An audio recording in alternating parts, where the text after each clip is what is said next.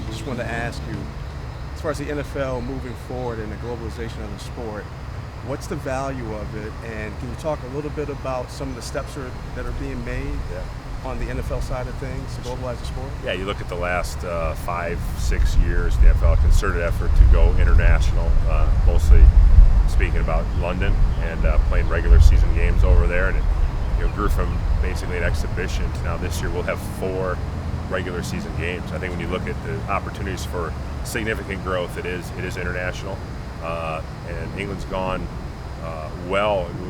We see that even though a culture that might not be very familiar with our game, they seem to enjoy it. They seem to be intrigued by it because it's different. It's different than any other game in the world. And now, talking about other markets, Mexico City this year to play a regular season game. I really think that speaks to how serious the NFL is.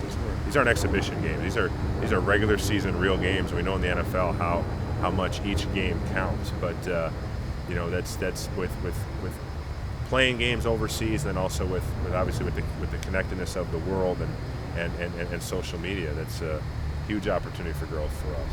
Right.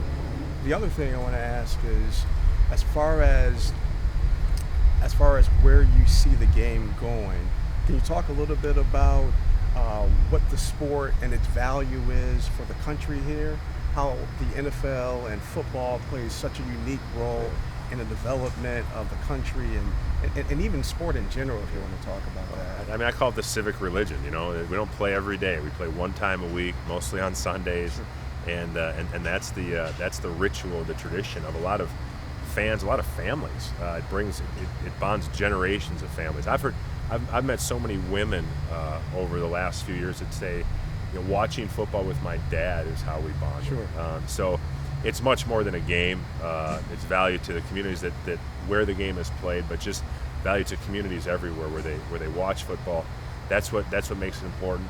You look at all of our clubs; they make massive efforts to reach out in the communities where they play to make a difference. Use their platforms, specifically their players, to get out there and get out there and engage the youth and try to be pillars and try to really use that platform for good. And I think that anybody who's played our game understands how it's different than other sports, and why it's special and why it's unique. And sometimes people ask me, well, why do you love football so much? And I say, well, if you've played, no explanation is necessary. But if you haven't, no explanation will suffice.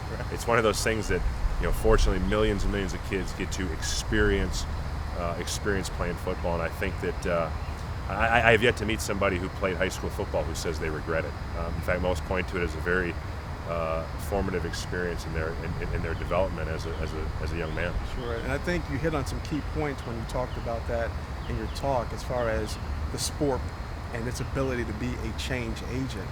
Do you believe that will continue with football, and particularly with the NFL? Oh, I do.